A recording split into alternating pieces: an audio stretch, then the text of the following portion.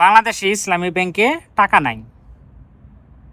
হ্যাঁ, ঠিকই শুনছেন, ব্যাংক দেউলিয়া হবে। হ্যাঁ, এটাও ঠিকই শুনছেন। আসলে কতটা সত্য, এটা গুজব না বাস্তব?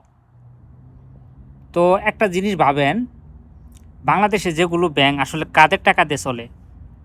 সম্পূর্ণ সাধারণ মানুষের টাকা দিয়ে চলে। যারা সরকারি এদের টাকা দিয়ে চলে, এরা কি করে টাকাগুলো ডিপোজিট করে রাখে এবং টাকার নিরাপত্তা রাখার জন্য সে ব্যাংকে রাখে।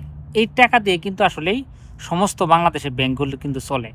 এখন বর্তমান ব্যাংকে কিন্তু টাকা নাই, বিশেষ করে ইসলামী ব্যাংকে কিন্তু টাকা নাই। কেন নাই?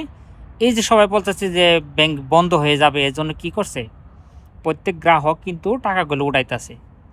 তো প্রত্যেকে যারা 10 লাখ, 15 লাখ, 20 লাখ বা বেশি বেশি টাকা পয়সা রাখছে, যারা কমও রাখছে, তারা কিন্তু ব্যাংক থেকে টাকাগুলো কিন্তু উত্তোলন করতেছে, যার জন্য ব্যাংকে কিন্তু টাকা নাই। এভাবে যদি 2 সপ্তাহ ব্যাংক চলতে থাকে আর সবাই যদি টাকা উঠায়, কেউ তো বর্তমান কিন্তু ইসলামী ব্যাংকে কিন্তু টাকা রাখতেছে না, সবাই কিন্তু উঠাইতেছে। এভাবে যদি 2 সপ্তাহ যদি চলে, ঠিকই ব্যাংক দেউলিয়া হবে, ব্যাংকে 1 টাকাও থাকবে না। এজন্য কি করলো? ব্যাংকের মালিকে বলল যে 10,000 কোটি টাকা বাংলাদেশের ব্যাংকের কাছে চাইছে।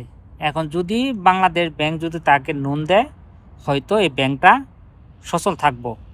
আর না হইলে গুজব না, সেই ইসলামী ব্যাংক কিন্তু বন্ধ হবে।